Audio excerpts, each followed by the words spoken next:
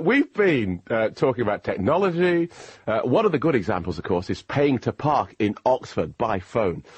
Apparently drivers have spent $2 million using this service since it was introduced 4 years ago. But we've been to Summerhill car park. Not all drivers are fans.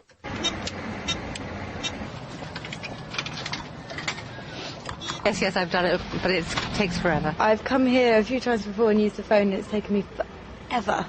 Absolutely forever. So I made sure I had changed this time for the machine, because it just takes so much less time. And you have to do the voice recognition thing, which is stupid. This is quicker than doing it on my telephone. Well, if I run out of change or money, then I'll use my telephone.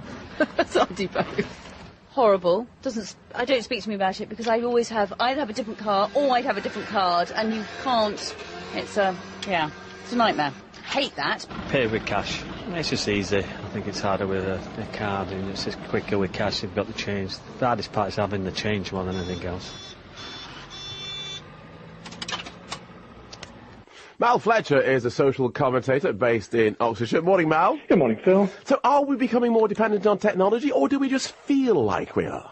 No, I think we are, and it's happening very quickly, especially mobile technology. I mean, in the US today, something like 60% of smartphone users say they check their email in bed at night.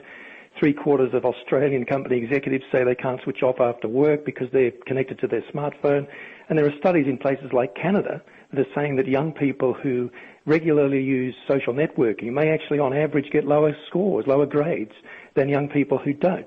I think most of us who use technology too would admit that we're probably not as good as sharp at arithmetic and spelling as we once were, because we rely on gadgets to... Do you know what happened to me the other day? I almost gave the name away. The woman behind the checkout lady, I paid for something and I gave her too much money. It was, I don't know, it was £2.50, it was £2.20, so I gave her like a £10 note and a 20 pence, and so of course it's £8 change. But she rang it in wrong, and she rang it in like I'd given her £200 or something, and she couldn't work out, so I said, yes, so you need to give me £180. You need to give me £8 change. And she said, oh, I just have to check with my supervisor. And yeah, okay, just give him the change. I said, well, I don't know what it is. What?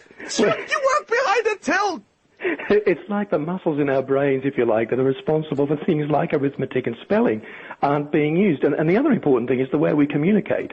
Communication is a very complex thing between human beings, and we're able to read these subtle facial and bodily signals in each other without even knowing we're doing it. It's an important part of the way we communicate, but you wonder if, as we transfer more of our communication to digital, to cyber